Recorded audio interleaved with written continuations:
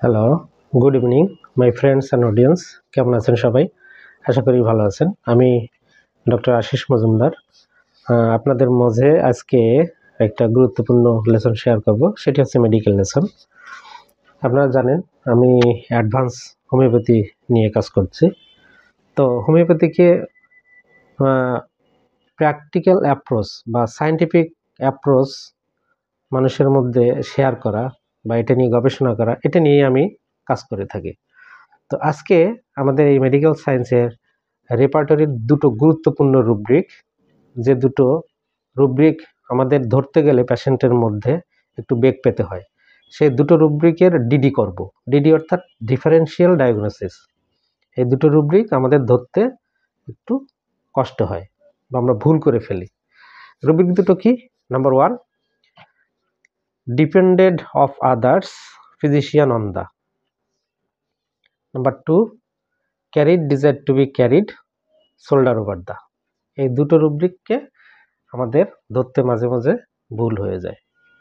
তো এই দুটো রুব্রিক আমরা বুঝতে পারবো তখন পেশেন্টের মুখের কথা, ওদের ভাষণ যদি আমি ভালো করে শুনি মন দিয়ে, তাহলে এটা আমরা সহজে ডিডি করতে পারবো। ধরুন কোনো রোগী এসে আপনাকে যদি বলে, ডাক্তারবাবু আপনার উপর ছেড়ে দিলাম, আমি আর এই রোগ নিয়ে কিছু ভাবছি না, বা আমি আর অন্য কোথাও যাচ্ছি না, যা করলে ভালো হয় আপনি করেন। ঠিক আছে?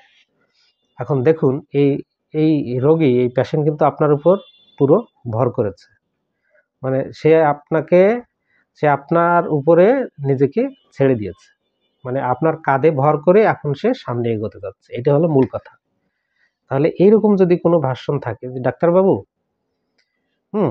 আপনার উপর ছেড়ে দিলাম, এখন আপনি যা করার করেন, আমি আর অন্য কোথাও যাচ্ছি না বা অন্য কোনো কিছু আর ভাবছি না, অর্থাৎ সে তার ভর এখন আপনার কাঁধে চাপিয়ে দিল।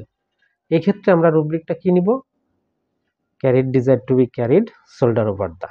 এখানে মেডিসিন আছে 4টি, স্টামোনিয়াম সহ, স্টামোনিয়াম পডো, স্টানাম মেট, আরেকটা যেন কি এরকম আছে। যাই হোক, আরেকটা ভার্সন শুনুন।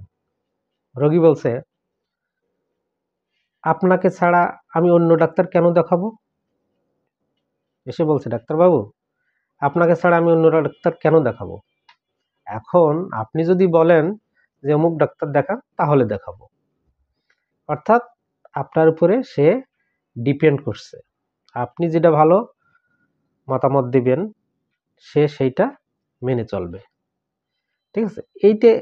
এই ভার্সনগুলো কখন বলে আমাদের কাছে রোগীরা জানেন? যখন তার একটা ট্রাস্ট আপনার উপরে জন্মায়।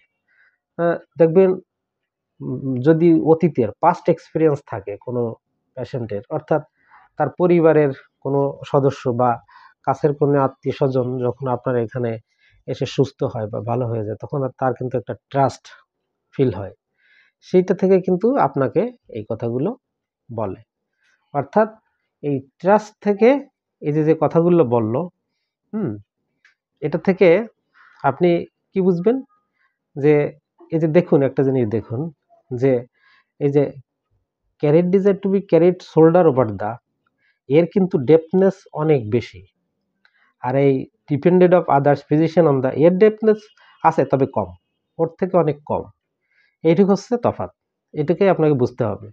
তাহলে দুটো রুব্রিক আমরা কিভাবে বুঝলাম? একটা হলো পুরোপুরি ছেড়ে দেয়, আপনার উপর ছেড়ে দিলাম, আপনি যেভাবে চিকিৎসা করবেন আপনি সেভাবে করুন, আমি আর অন্য কোথাও যাচ্ছি না। আর এখানে কি বলছে?